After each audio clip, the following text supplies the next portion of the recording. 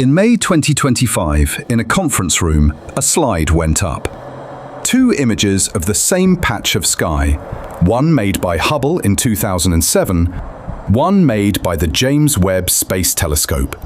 And the room applauded, not politely, but the way people clap when something they were told was impossible is sitting in front of them. They had just mapped invisible matter across 10 billion years of cosmic time. Here is what almost nobody said out loud that afternoon. The map was built from distortions of about 1%. The substance it charts outweighs everything visible 5 to 1, and the number that maps like this keep producing has refused to agree with the cosmic microwave background for most of a decade. The applause was for the resolution. Nobody clapped for the amplitude. By the end of this, you will understand why that silence matters more than the picture.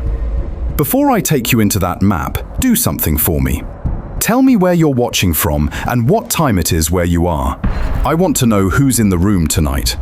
And while you're typing it, keep holding that one number, 1%. It comes back. Here is what they actually built. In January 2026, a paper appeared in Nature Astronomy describing a weak gravitational lensing mass map assembled from the Cosmos Webb survey, one of the largest imaging programs the James Webb Space Telescope has undertaken. The patch of sky is small, 0.77 degrees by 0.70 degrees.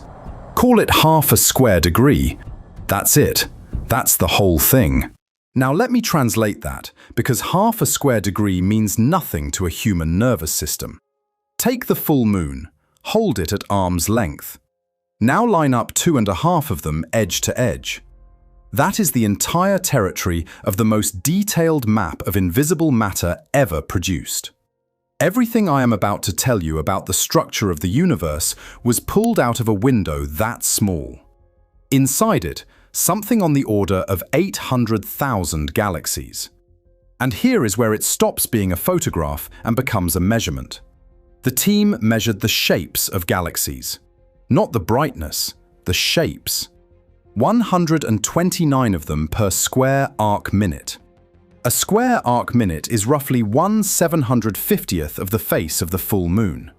So in a scrap of sky that small, they extracted the individual geometry of 129 separate galaxies, most of them so faint and so far away that they exist in the data as a few dozen photons and a smear. Then they asked what had bent them. The resulting map resolves structure down to 1 arc minute, pinned to about 1%. Compare that to what came before. In 2007, using Hubble, a team mapped this same patch of sky and produced what was then the most ambitious mass map anyone had made. The new one has more than twice the resolution. 19 years, one new telescope, and the difference between a weather map and a street map. That is a real achievement. I want to be precise about that, because the rest of this is going to sound like an attack, and it is not one. Nobody faked anything. Nobody overreached. These people did something that specialists in the field had said out loud could not be pulled out of the data. So why does it bother me? Because a map is not a discovery. A map is an exhibit. And this exhibit walked into a courtroom where an argument was already in progress. Here is the thesis of everything that follows, and I'm going to state it now instead of saving it, because I want you checking my work as we go. For most of the last decade, there has been a quiet, stubborn disagreement in cosmology about how clumpy the universe is. Not whether dark matter exists, not whether the Big Bang happened. Something narrower and much more awkward.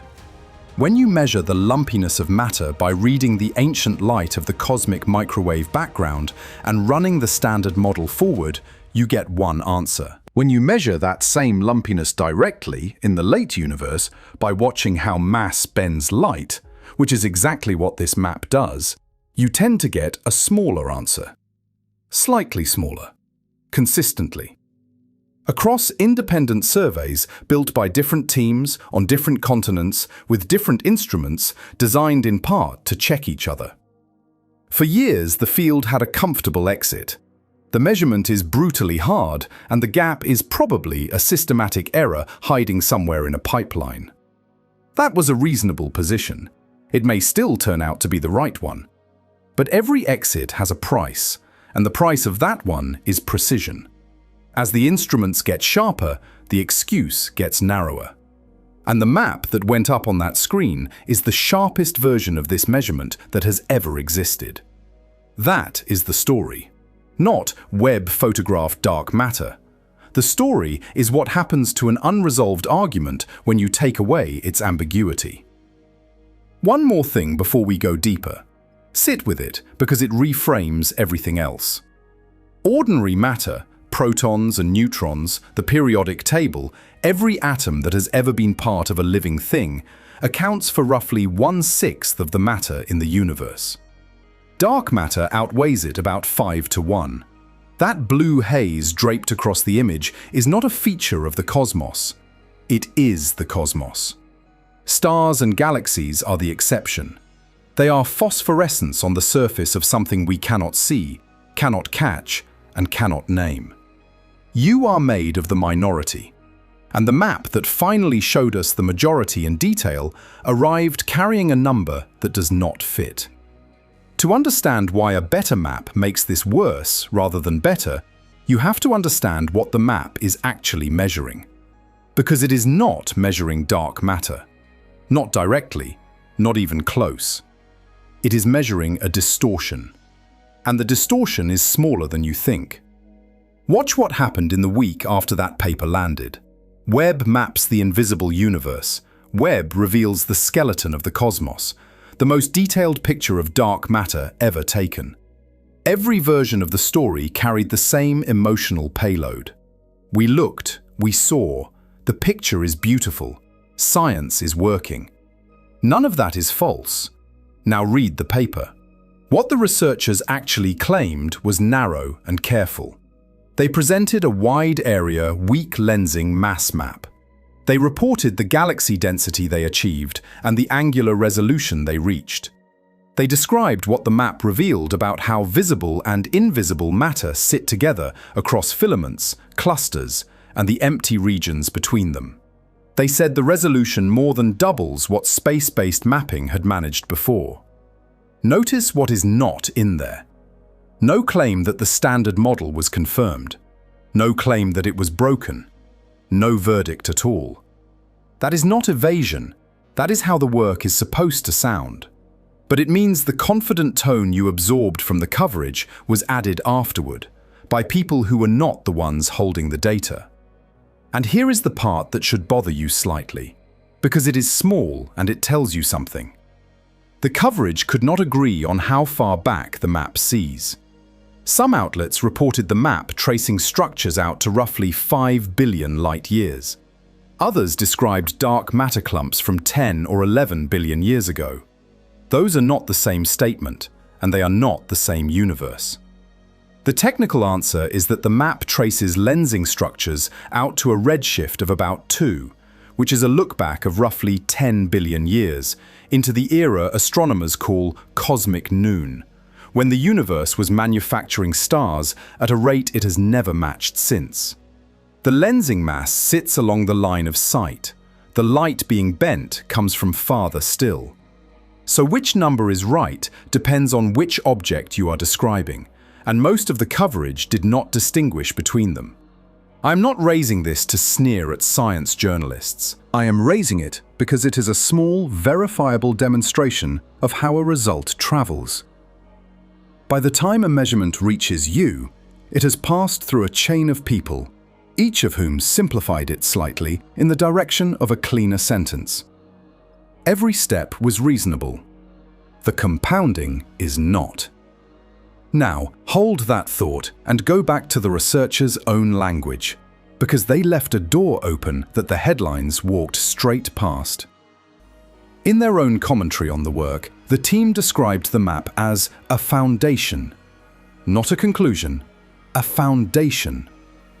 The stated next step is to extend this kind of cartography across far larger volumes using Euclid, already flying, and the Nancy Grace Roman Space Telescope, and to move from a flattened two-dimensional projection toward a genuine three-dimensional reconstruction of the cosmic web. This half-square degree patch, they said, would serve as a calibration point for that transition. Read that again with the tone drained out of it. A foundation for what? A calibration point for what? For a test. That's the answer. This map is not the discovery. It is the ruler being certified before the real measurement happens. And there is one more sentence buried in the follow-up coverage of the larger structure release that is the whole reason I am making this. It appeared in the calm register of a data announcement, and it said, roughly, that the full package was going out publicly so that next-generation simulations could be tested against it. And that if the simulations and the observed map disagree at sufficient precision, the discrepancy could point toward new physics, or toward revisions in how we understand dark matter behaving on the largest scales. That is not a boast. That is a hedge written by people who know what they are holding. Stop and appreciate what is being said there in the flattest possible voice. The people who built the sharpest map of invisible matter in history published alongside it an acknowledgement that the map might not match the theory, and that if it doesn't, one of the possible explanations is that the theory is wrong. That sentence did not make a single headline. Let me be fair here, because this is where these videos usually go stupid. Nobody buried anything. The team released the pipeline, the galaxy catalogue, and the density map publicly, which is the opposite of hiding. That is a group of scientists handing every rival on Earth the tools to prove them wrong. It is the most confident thing a research team can do, and it deserves respect rather than suspicion. The softening did not happen in the lab, it happened in transmission. So here is the reframe, and it is the hinge the rest of this hangs on. You were shown a picture and told it was an answer. It is not an answer. A map is not a discovery. A map is an exhibit. And exhibits only mean something in relation to the case they are entered into. The case, in this instance, was already underway. It has been underway since roughly 2018. It involves a single parameter, a disagreement of a few percent, and 4 independent surveys that keep landing on the wrong side of a prediction. Nobody in the public conversation was told about it because it does not photograph well. There is no image. There is a number and an error bar and a gap. That is the fight this map was built to walk into. Which brings us to the obvious question, the one I have been deliberately postponing. What is this map actually measuring? Because it is not measuring dark matter. You cannot measure dark matter. It does not glow, absorb, reflect, or scatter. It has never been captured in a detector on Earth, despite 40 years of increasingly desperate attempts to catch one. What they measured was a shape, a tiny statistical deformation in the appearance of galaxies so distant they are barely more than noise. And the size of that deformation is where this stops being astronomy and starts being something closer to a tightrope act. Point a telescope at empty sky and you are not looking through nothing. You are looking through everything that happens to lie between you and whatever is back there. Gas, galaxies, clusters, and overwhelmingly dark matter, which does not glow but has mass, and mass tells space-time to curve. Light does not travel through curved space in a straight line. It follows the curve. So a galaxy sitting behind a concentration of mass arrives at your detector slightly deformed, stretched, very faintly, along an arc that wraps around whatever it passed. That is gravitational lensing. When the mass is enormous and the alignment is near perfect, you get the spectacular version. Rings, multiple images of the same quasar, arcs smeared across a cluster. Those are strong lenses, and they are rare. This map is built from the other kind. Weak lensing is what happens everywhere else. Every distant galaxy in the sky is being distorted right now by the matter in front of it. Not into an arc, into a very slight preferential stretch in a particular direction by a particular amount. Here is the number. The typical distortion the Cosmos Webb team was working with is on the order of 1%. 1%.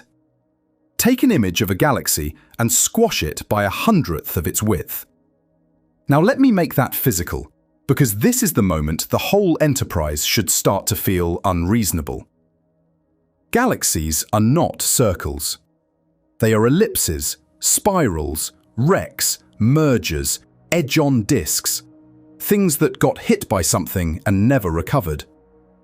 Their intrinsic shapes vary wildly, and that variation is enormous compared to the lensing signal. If a galaxy in your image is elongated, the overwhelmingly likely explanation is that it was already elongated when the light left it 10 billion years ago. So you cannot measure lensing on a galaxy. There is no such measurement. What you can do is measure hundreds of thousands of them and assume their intrinsic orientations are random.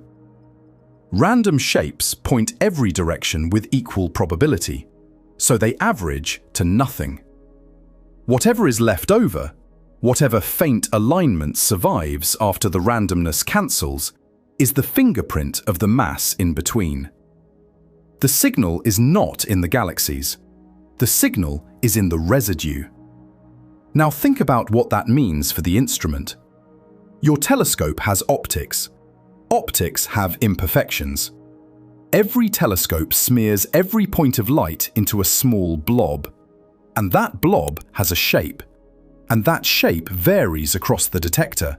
And it shifts with temperature, with focus, with pointing. That is the point spread function, and every astronomer has fought it. Usually it is a nuisance. Here it is the entire problem.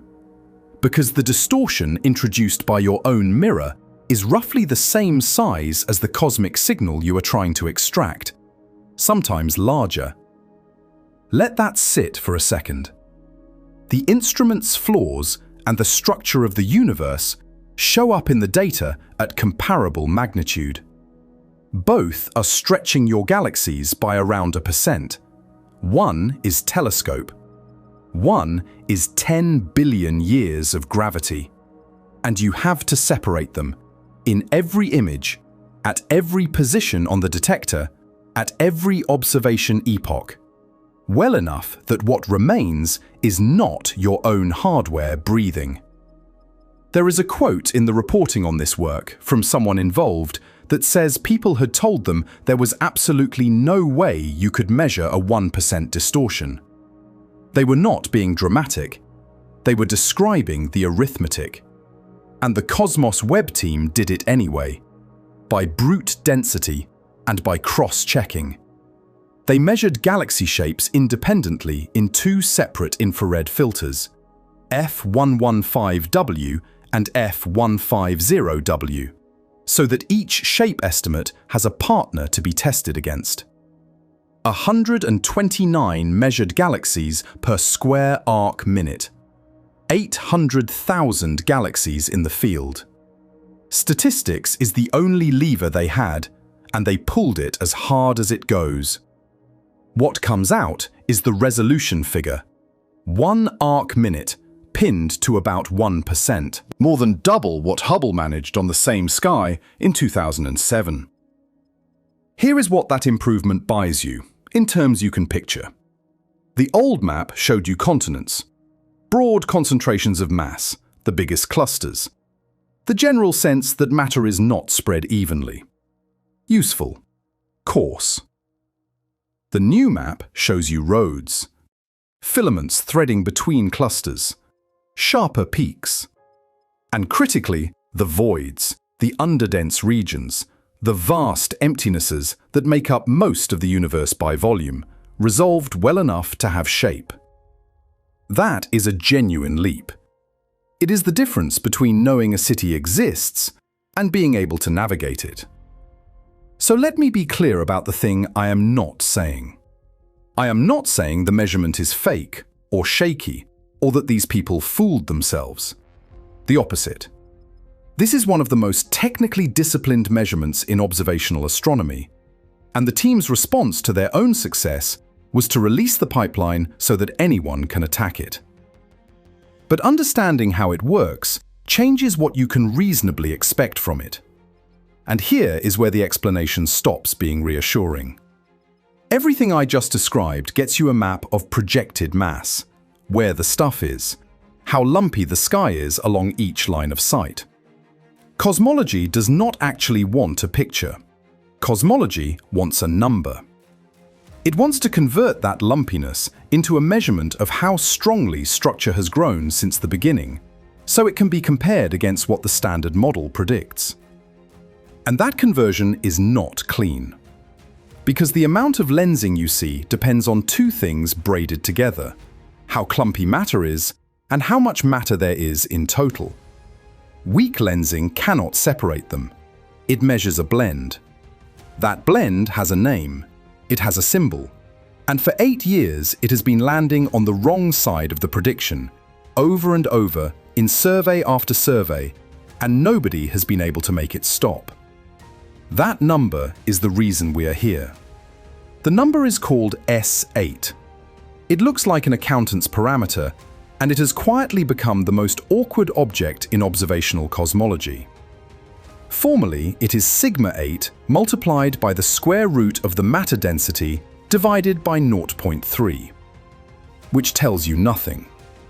So let me translate it, because the translation is the whole point. Sigma 8 measures clumpiness. Specifically, how much matter density varies from place to place when you average over spheres of a particular size, about 110 million light-years across. Low sigma 8, smooth universe. High sigma 8, a universe that has aggressively pulled itself into clusters and left the space between them empty. Omega m is simply how much matter there is in total, dark and ordinary combined. S8 is the combination weak lensing can actually see. It is not a choice. It is a constraint imposed by the physics. Lensing responds to both quantities in a way that cannot be untangled from lensing alone. So what surveys report is the braid. Now, why does that braid matter? Because there is a second, completely independent way to get at the same quantity, and it comes from the opposite end of time. The cosmic microwave background is the oldest light there is. It was released roughly 380,000 years after the Big Bang, when the universe cooled enough for atoms to form and photons to travel freely. It carries a pattern of tiny temperature variations, the seeds of every structure that would later exist. Planck mapped that pattern to extraordinary precision. From those seeds, you can run the standard model forward. You know the initial conditions, you know the physics of gravitational collapse, you know the expansion history. You compute how clumpy the universe should be today. That prediction lands around S8 of 0.83. Then you go and measure it directly, in the late universe, with lensing. KIDS 1000 measured it. The Dark Energy Survey measured it in its Year 3 analysis. The Hyper-SuPrimeCam survey measured it. Different telescopes, different hemispheres, different teams, different software, different systematics, and in several cases explicitly designed as cross-checks on each other. They came back low. Not wildly, a few percent. A discrepancy sitting somewhere in the region of 2 to 3 sigma, depending on whose analysis and whose combination you take. 2 sigma is not a discovery. Nobody in the field would claim otherwise, and the honest ones say so constantly. But here is the part that should bother you. It did not go away. Understand what normally happens to a 2 sigma result. It evaporates. That is the overwhelming historical pattern in physics. Marginal anomalies are almost always statistical fluctuations or unmodeled systematics, and when the next generation of data arrives with tighter error bars, they dissolve. That is the healthy, boring, correct outcome, and it happens constantly. This one has been sitting there since roughly 2018, being poked by people whose careers would benefit enormously from killing it. And notice the structure of the persistence. Each survey improved. Error bars shrank. New systematic effects were identified and corrected. Intrinsic alignments, the tendency of galaxies to be genuinely physically aligned by their local environment rather than by lensing, were modeled with increasing sophistication. Photometric redshift calibration got better. Shear calibration got better. The gap narrowed more slowly than the uncertainties did. That is the tell. That is the difference between an anomaly that is dying and an anomaly that is being sharpened. Now, in fairness, and this is important because the situation genuinely got more complicated rather than less, the picture in 2026 is messier than it was in 2022.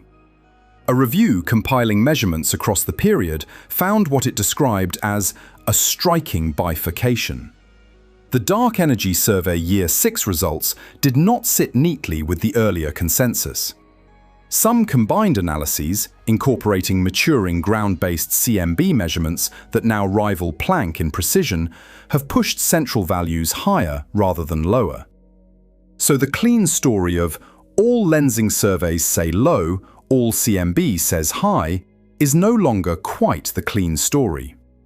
I want to be scrupulous about that, because a narrative that ignores it would be dishonest, and you would be right to stop trusting me. But read what that mess actually means, because it is not reassurance. Attention that dissolves looks like convergence. Everyone drifts toward the same value as precision improves, and the disagreement quietly closes. That is not what is happening. What is happening is that different high-precision analyses of a universe that only exists in one configuration are landing in different places, and the differences are no longer comfortably absorbable by the error bars. That is worse than a clean tension. A clean tension has one suspect. This has several, and they contradict each other. So let me say precisely what I am not claiming. I am not saying the standard model is dead. Lambda CDM remains the most successful predictive framework in the history of cosmology, and it explains an absurd amount with 6 parameters. I am not saying anyone is hiding anything. I am not saying the surveys are incompetent, and I am certainly not saying dark matter is a mistake. The claim is narrower, and harder to dismiss precisely because it is narrow. For 8 years, the field has had a defensible explanation for this gap. The measurement is difficult, and somewhere in the machinery there is an unmodeled systematic. That explanation has a shelf life, and the shelf life is measured in precision. Every improvement in the instruments spends some of it. The Cosmos Web map is a very large withdrawal from that account, which raises the obvious hope. If the gap is a systematic, then a sharper map should help find it, and this is the sharpest map anyone has made. Problem solved. Except that sharpness in this particular measurement carries a cost that almost nobody mentions. And the cost is hiding inside the thing everyone celebrated. Half a square degree. I keep returning to that number because your intuition keeps trying to file it as small but fine. A smaller version of a big survey. Less sky, same physics, just noisier. That intuition is wrong, and the way it is wrong is the most underappreciated thing in this entire story. Start with the comparison because the disparity is not marginal. The Cosmos Webb mass map covers 0.77 degrees by 0.70 degrees, roughly half a square degree, 2.5 full moons. Euclid, currently flying, is surveying on the order of 14,000 square degrees, roughly a third of the sky. The Nancy Grace Roman Space Telescope will do its own high-latitude survey across thousands of square degrees at space-based resolution. So, this is not a matter of a survey being 20 or 30% smaller. The Cosmos Webb field is something like 1 part in 30,000 of what Euclid is mapping. Now, here is where the linear intuition breaks. You might assume the relationship is simple. Small patch, large error bars. Big patch, small error bars. Average enough patches and you converge. Statistics does the rest. That would be true if the universe were statistically uniform at every scale. It is not, and the reason it is not is precisely what this map was built to show. The universe is a web. Filaments, nodes, sheets, voids. Structure on scales of hundreds of millions of light years. Which means the specific half degree of sky you point at has a personality. The technical name is cosmic variance, and it is not measurement error. It is not something you fix with a better detector or a longer exposure. It is the irreducible fact that a small volume of the universe is not a fair sample of the universe. If your patch happens to contain an unusually massive cluster, or happens to sit across a filament, or happens to be dominated by a void, your inferred clumpiness is skewed. And you cannot know by how much, because you only have the one patch. There is exactly one universe, and we are inside it, looking out from a fixed position. We cannot rerun it. So, the sharpest map ever made is also, structurally, the map least able to make a statement about the universe as a whole. That is not a criticism of the team. They said this themselves, in plain language. The work is best understood as a foundation, an ultra-high-resolution view over a relatively small region, and the next step is extending the cartography to much larger volumes. The critique is not aimed at them. It is aimed at the assumption that this map settles anything. But cosmic variance is only half the trap. The other half is worse because it is not about how much sky you have. It is about which scales you can see. Follow this carefully because it is the pivot of the entire argument. The whole advantage of the JWST map is angular resolution, more than double the previous space-based standard. It resolves fine filaments, sharper peaks, structure the older maps smeared into mush. Small angular scales. That is the prize. Now ask what physics lives at small scales. At large scales, the universe is simple. Density variations are still small relative to the average. Gravity operates in the linear regime, and the equations are clean. You can predict the behavior from first principles with high confidence. This is why the cosmic microwave background is such a powerful tool. It is a snapshot of the universe when everything was still linear and well-behaved. At small scales, none of that holds. Structures have collapsed. Density contrasts are enormous. Gravity is non-linear, which means the analytic solutions fail and you have to run simulations. And worse, gas gets involved. Ordinary matter, unlike dark matter, has pressure. It heats, it cools, it radiates, it forms stars. Stars explode. Supermassive black holes ignite and drive winds outward at thousands of kilometers per second. All of that pushes matter around, and it does so on exactly the scales this map resolves best. Do you see the shape of the trap? The measurement's greatest strength is its access to small scales. Small scales are where nonlinear gravity and gas physics dominate. Those are precisely the regimes where the theoretical predictions are least trustworthy. So the sharper the map, the more of its signal comes from the part of the universe we model worst. That is a scale rupture in the true sense. It is not that a smaller survey is a harder version of a bigger survey. It is a different experiment, sensitive to different physics, limited by different failure modes. Euclid's problem is calibrating billions of galaxy shapes across a third of the sky with survey-wide uniformity. Cosmos Webb's problem is that its best data sits in the regime where theory has the least to say. Neither problem scales into the other. They are separate categories of difficulty wearing the same name. And this is what makes the field's central hope so fragile. The hope was, better instruments will find the systematic, the gap will close, the standard model survives. It is a reasonable hope, and it may be correct. But push into higher resolution, and you do not simply get a cleaner version of the old measurement. You get a measurement dominated by a different physical regime. One where you can no longer confidently say what the standard model even predicts. There is work suggesting the situation is not that dire.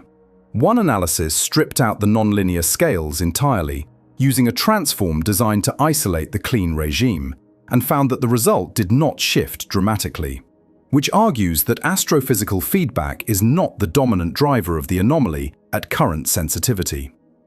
Current sensitivity. That is the operative phrase, and it is doing enormous work. Because the contaminant everyone is trying to model has a name. It is not exotic. It is not a new particle. It is us. The thing fogging the most precise measurement of the universe's structure is ordinary matter. Not dark matter. Not some undiscovered field.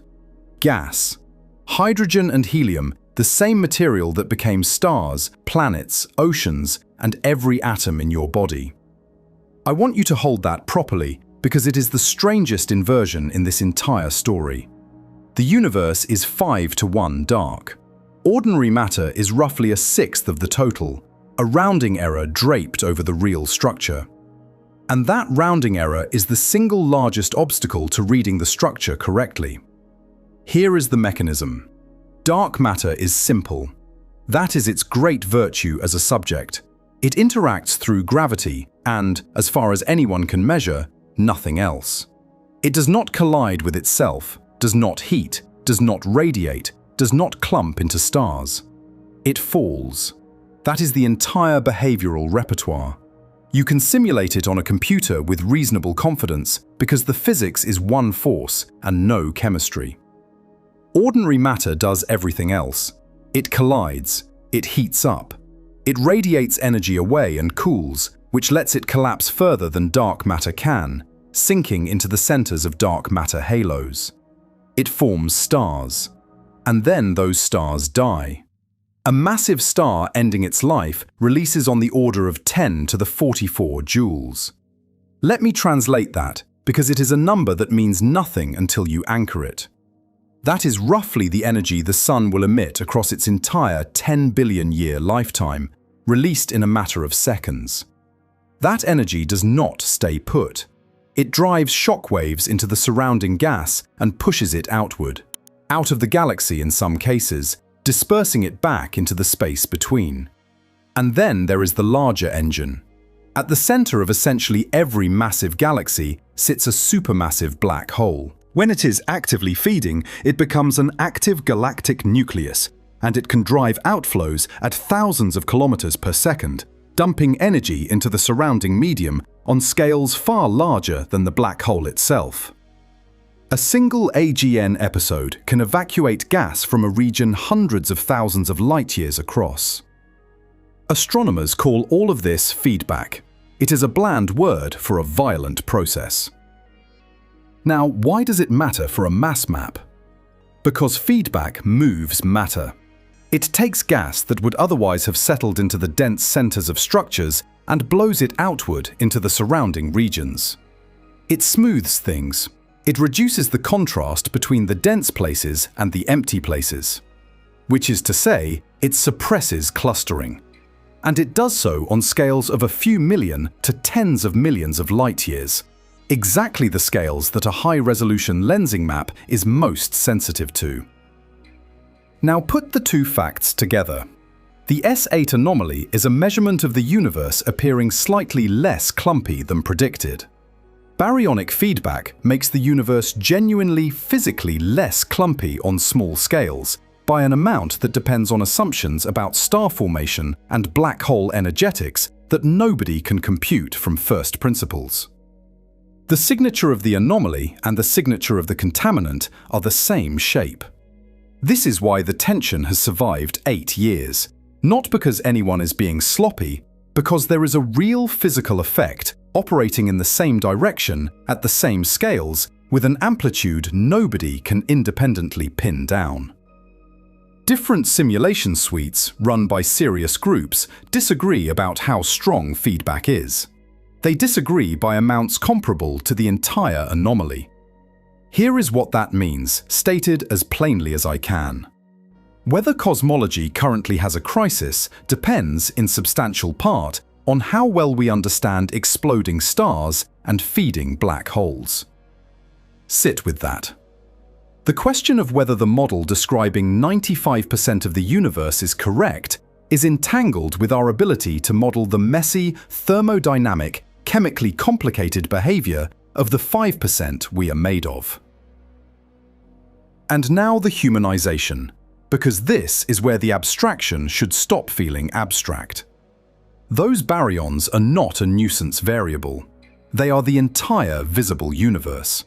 The gas being blown around by supernovae is the same gas that, in some other filament, some other epoch, cooled and collapsed and condensed into a disk and became a star with planets. The carbon in your body was forged inside a star and dispersed by exactly the kind of explosion that is contaminating this measurement. The oxygen you are breathing right now was ejected by feedback. You are not an observer of the contaminant, you are a sample of it. The universe's dominant structure is invisible, and the only part of it that can look at itself, that can build telescopes and write papers and clap in conference rooms, is the residue that got blown out of the collapse. And that residue is fogging the lens. There is something almost architectural about that. The observer is made of the noise. Let me be careful and fair, because this is a place where it would be easy to overreach. Feedback is not an excuse the field is hiding behind. It is an active research frontier attacked from every direction.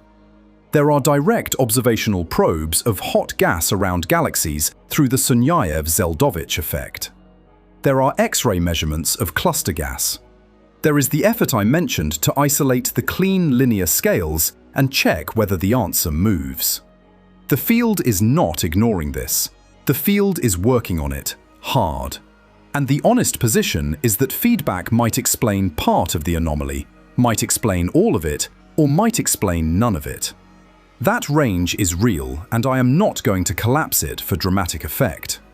But notice what that range does to the argument. If feedback explains it, the standard model survives, and we learn that our understanding of galaxy formation was badly wrong. If it does not, the standard model has a problem. There is no version where everything was fine, and there is a deeper issue underneath, which is that we have now reached the point where the universe is no longer what is limiting us. 19 years. That is the gap between the Hubble mass map of the cosmos field in 2007 and the JWST mass map of the same field in 2026. Same patch of sky, same technique, same physical question. 19 years and one of the most expensive scientific instruments ever built to double the resolution. I want you to feel the slowness of that, because everything about how we talk about telescopes is designed to obscure it. We talk about revolutions and breakthroughs and new eras, the actual ratchet turns at the pace of careers. And the reason it turns that slowly is not the universe. The photons are there.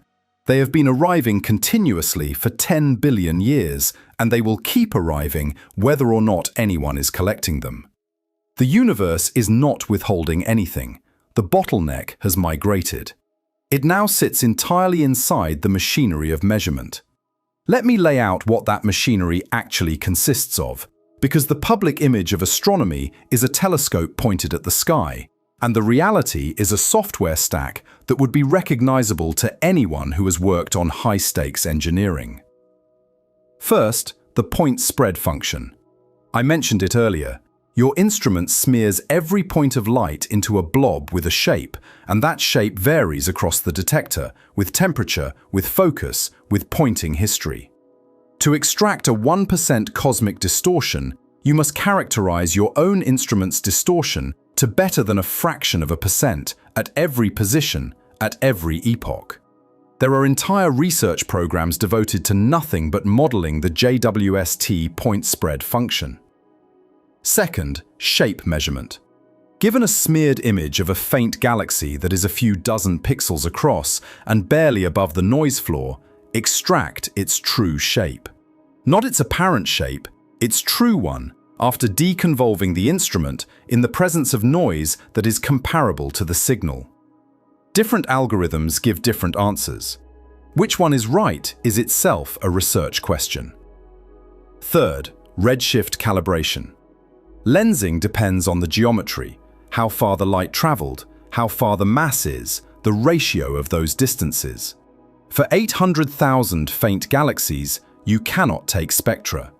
You estimate distances from colors, from photometry, and those estimates have errors, and those errors are correlated with galaxy type, and galaxy type is correlated with environment, and environment is correlated with the mass you are trying to measure. Fourth, intrinsic alignment. Galaxies in the same structure are genuinely physically aligned by the tidal field of that structure. That alignment mimics the lensing signal. It has to be modeled and removed, and the model is not derived from first principles. Fifth, the simulations. To convert a shear measurement into a cosmological parameter, you compare against theoretical predictions, and at the scales that matter, those predictions come from n-body and hydrodynamic simulations. Which brings you straight back to the feedback problem from the last chapter, now embedded in the interpretation layer. 5 stages. Every one of them a specialty. Every one capable of introducing a bias at the percent level. And the anomaly we are discussing is a few percent. The Cosmos Webb team's response to this was, I think, the most admirable thing in the whole episode. They released everything. The large-scale structure pipeline, the galaxy catalog, the density map, publicly alongside the paper, with the explicit intention that others test it.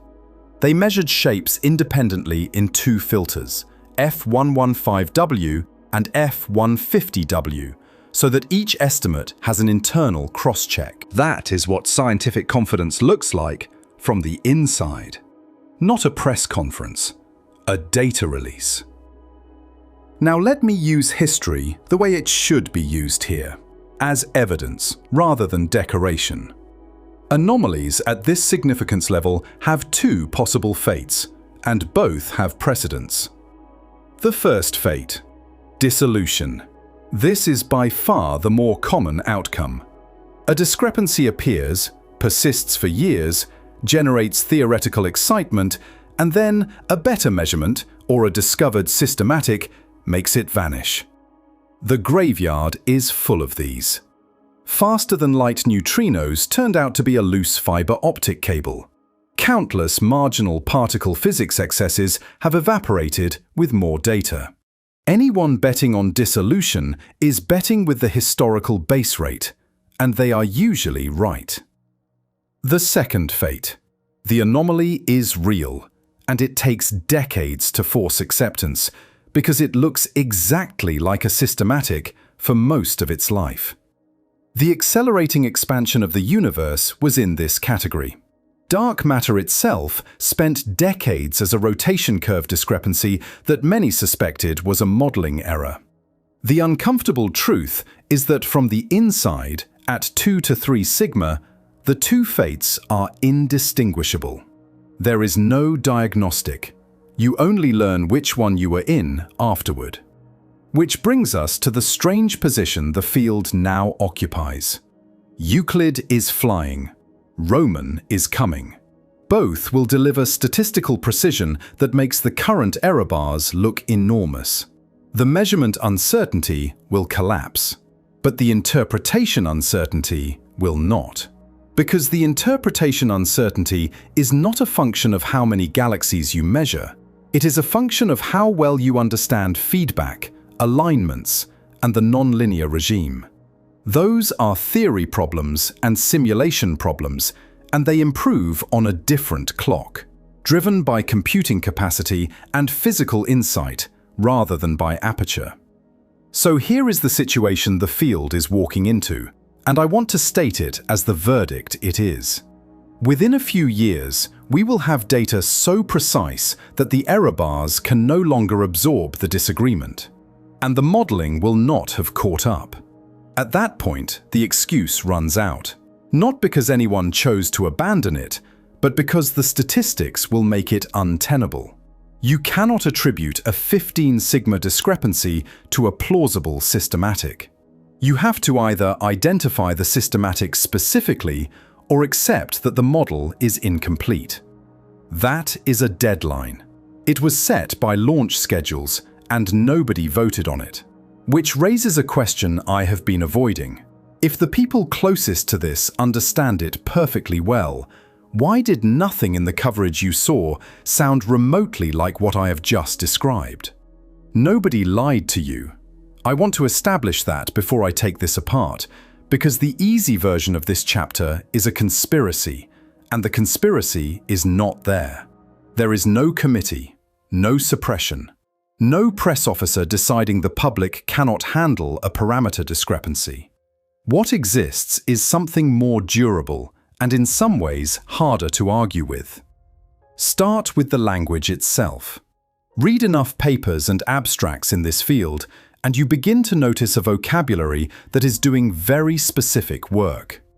Consistent with, provides a foundation for, opens a new window, could point toward new physics, suggests, may indicate.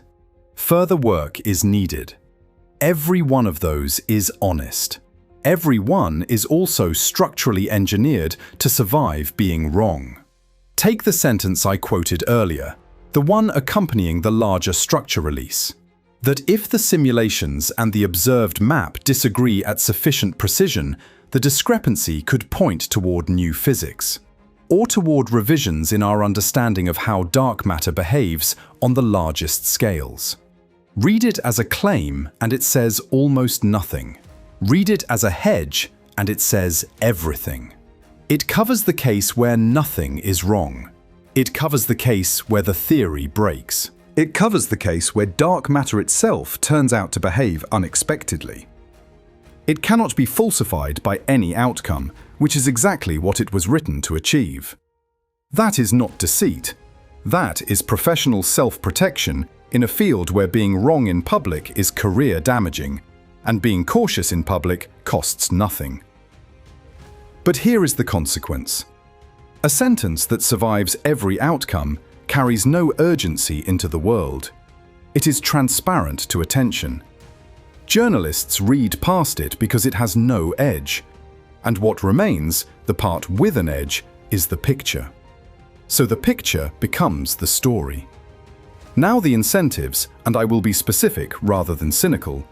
Consider what a flagship mission actually is as an institutional object. JWST cost roughly $10 billion and took decades. Euclid and Roman are multi-billion euro and multi-billion dollar commitments with decade-long development cycles. Those programs survive on sustained political support, which depends on sustained public enthusiasm, which depends on a steady flow of results that read as triumphs. Now ask what kind of story serves that. The telescope produced the sharpest image of the invisible universe ever made, serves it perfectly. It is true, it is visual, it justifies the expenditure, and it makes everyone involved look competent, which they are. The measurement landed in the middle of an unresolved 8-year disagreement about whether our model of cosmic structure formation is correct. Also serves it, arguably better, because it makes the next mission urgent rather than merely impressive. But that story requires the audience to hold a parameter, a prediction, and an error bar in their head simultaneously. It has no image. It cannot be a thumbnail. The selection pressure is not toward falsehood. It is toward legibility, and legibility systematically favors the version with a picture over the version with a number. Then there is the third filter, which is the one nobody talks about because it implicates the audience. Confirmation is comfortable. There is a specific pleasure in being told that the universe is stranger than you imagined, but that the people studying it have it under control. Wonder without vertigo. That is the emotional product most science communication delivers, and it delivers it because that is what gets watched, shared, and funded. We built something extraordinary, and it revealed a discrepancy we cannot currently explain is a harder sell. It asks you to sit inside uncertainty rather than being escorted through it. So the softening does not happen in one place. It happens at every transfer. The researchers hedge because hedging is correct. The institution emphasizes the achievement because achievement is what sustains it. The journalist leads with the image because the image is what the format wants. The reader absorbs the reassurance because reassurance is what feels good. 4 reasonable decisions. 1 systematically distorted output. That is worse than a conspiracy, and I mean that seriously. A conspiracy has a weak point. You find the person who decided, you expose them, it collapses. This has no weak point because there was no decision. It is emergent. You cannot fix it by catching anyone.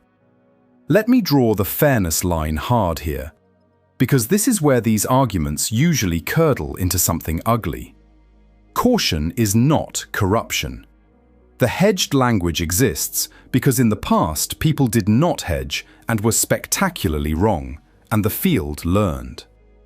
Institutional conservatism about announcing new physics is the immune system of science working correctly. The overwhelming majority of anomalies are nothing, and a field that shouted about every 2 sigma excess would be worthless. I am also not saying the researchers should have led with the tension.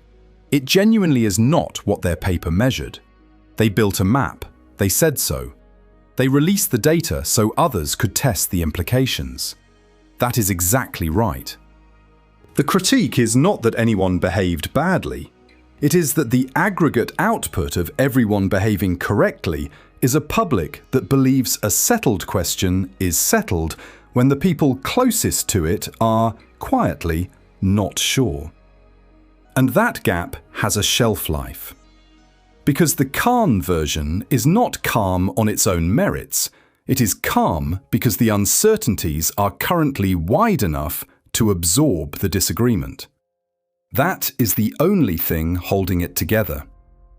2 spacecraft are about to remove that absorption. Euclid is already surveying, Roman is coming. When the statistical uncertainty collapses by an order of magnitude, the hedges stop functioning. Consistent with requires room, and the room is being taken away by launch schedules that were locked in years ago. So the softening is not permanent. It is a temporary state, maintained by imprecision with an expiry date set by hardware. Which brings me to the thing I have been holding back. Because if this were the only place where the model was fraying, you could reasonably dismiss it as one stubborn parameter. It is not the only place. S8 is not alone. That is the part I have been keeping from you. There is a second discrepancy in cosmology, and it is far more serious, and it has been sitting in the field for over a decade. The Hubble tension. The logic is the same shape.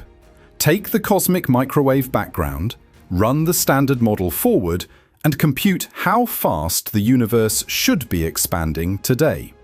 Planck gives roughly 67 kilometers per second per megaparsec. Then measure the expansion directly in the nearby universe by climbing the distance ladder, parallax to nearby stars, Cepheid variables in nearby galaxies, Type 1a supernovae out into the Hubble flow. The SH0ES team has done this with obsessive care for years. They get roughly 73, 9% apart. And the significance is not 2 sigma.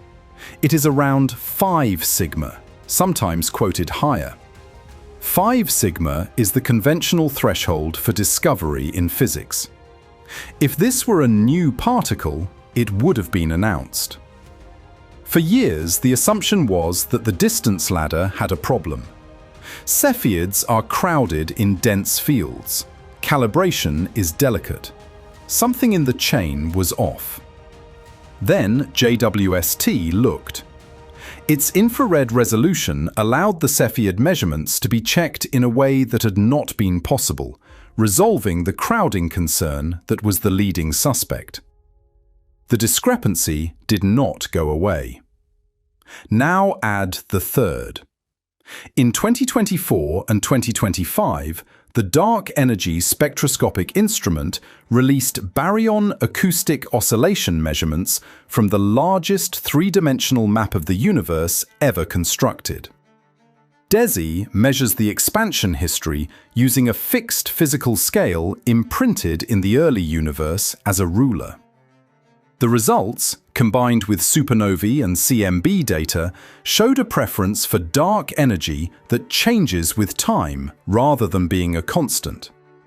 Depending on which datasets you combine, that preference has been quoted between roughly 2.8 and 4.2 sigma. Dark energy is roughly 68% of the universe. It has been modeled as a cosmological constant, a fixed property of space, unchanging. That assumption is embedded in every calculation I have described tonight, including the CMB prediction for S8. Now stand back and look at the three together. The expansion rate does not agree between early and late universe. The growth of structure does not agree between early and late universe. And the component driving the expansion may not be constant, which is the assumption underlying how you extrapolate from early to late in the first place. 3 anomalies, different instruments, different physics, different teams, different failure modes. All 3 appear when you take the early universe and project it forward to the late universe. That is the pattern. And it is the reason none of this can be dismissed as one stubborn number. Each individually is arguable. Together they describe a specific weakness. The model works beautifully at the beginning, works acceptably now, and has trouble connecting the two. So let me reclassify what we are talking about, because I think the framing has been wrong from the start. The title of this story says cosmology has a new problem. That is not accurate. Cosmology has an old problem that keeps arriving in new instruments. And here is the deepest version of it, the thing that sits underneath all 3 anomalies. Lambda CDM is a phenomenally successful model with 6 free parameters. It predicts the CMB power spectrum, the abundance of light elements, the large-scale distribution of galaxies. It is one of the great achievements of the human intellect, and nothing I have said tonight diminishes that. But look at what it is made of. Roughly 5% ordinary matter, 27% dark matter, a substance never detected in any laboratory despite 40 years of increasingly sensitive experiments designed to catch it. 68% dark energy, which is not a substance at all, but a term in an equation. A number describing a tendency of space to expand, with no accepted physical explanation, and a theoretical prediction from quantum field theory that misses by many dozens of orders of magnitude. 95% of the model is placeholders. That is not a hostile characterization. Ask a cosmologist over a drink and you will hear a version of it. The dark sector is not explained. It is parameterized. We have names, densities, and equations of state. We do not have a mechanism. And a model built on parameterized unknowns has a specific failure signature. It fits well within the regime where it was calibrated, and it strains at the joins, which is precisely what we are watching. It fits the early universe superbly because that is where the data is cleanest. It strains when extrapolated forward across 13 billion years. That may mean the parameterization is incomplete. Dark energy that evolves, dark matter with properties beyond pure gravity, neutrino physics that is not quite what we assume. Or it may mean something less comfortable, which is that the framework is an extremely good fit rather than a description of what is actually there. That the dark sector is what a curve looks like when you have enough freedom to match the data without understanding it. I am not asserting that. Nobody can. But it is a live possibility inside a serious field, and it is the possibility every one of these tensions is quietly probing. Now come back to the map and see what it becomes. 800,000 galaxies, distortions of 1%, 10 billion years of look back, the most detailed portrait of the invisible architecture we live inside that any species has ever produced. And the species that made it cannot say what the architecture is. That image is a self-portrait of a peculiar condition. Enough precision to measure the scaffolding of the cosmos to 1%, not enough understanding to say what the scaffolding is made of. We built an instrument capable of detecting our own ignorance at high resolution. So what is the verdict? What does the map actually say? Go back to the room, May 2025. The slide comes up. Hubble 2007 on the left, JWST on the right, the same patch of sky 19 years apart. And people start clapping, not politely, but the way you clap when something you were told could not be done is sitting in front of you. I have spent this entire story picking at what surrounded that moment. So let me be exact about it now. They were right to clap. That is not a concession, it is the verdict, and it is heavier than it sounds. Consolidate what they had actually done. They measured shape distortions of about 1%, on galaxies so faint they are a few dozen photons and a smear, in the presence of instrumental distortion of comparable magnitude. 129 measured galaxies per square arc minute. 800,000 galaxies across 2.5 full moons of sky. Resolution of 1 arc minute, pinned to about 1%. Structures traced out to a redshift of 2, roughly 10 billion years back, into the era when the universe was building stars faster than it ever would again. More than double the resolution of anything space-based before it. Cross-checked in 2 filters. Pipeline, catalog, and map released publicly so anyone could try to break it. Specialists had said the 1% measurement could not be extracted. It was extracted. That is not a soft achievement. It deserved the applause. And here is why I keep returning to it. The unsettling thing about that room is not that anyone was wrong. It is that they were right, and it still does not resolve anything. Because a sharper picture of a disagreement is not a resolution of the disagreement. It is a higher resolution disagreement. Now strip the last comfort, the one everyone reaches for.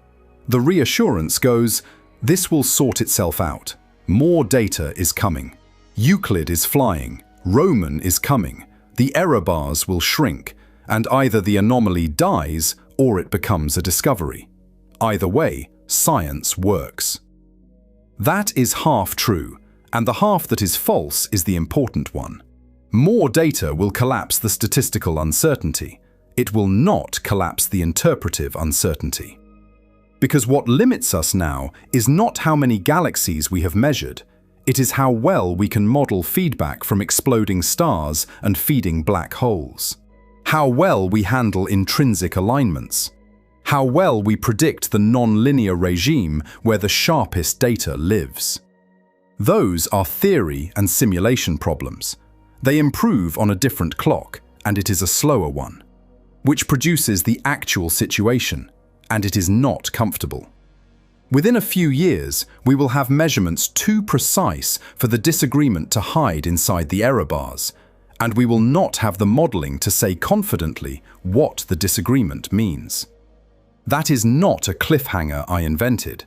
It is a scheduling fact set by launch dates that were locked in years ago. Nobody voted on it. Understand what that does to the shape of the problem. Right now, the calm public version holds together because the uncertainties are wide enough to absorb 3 or 4%. That absorption is being removed by hardware. And when it is gone, the field will not be handed an answer. It will be handed a question it cannot yet evaluate. Let me say once more what I am not claiming, because credibility is the only currency this kind of story has. I am not saying the standard model is dead. It may well survive all of this intact, and the historical base rate favors exactly that.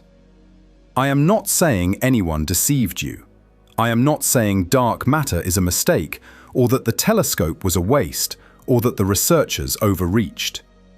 Every specific person in this story behaved well, including the ones who wrote the careful hedges nobody read.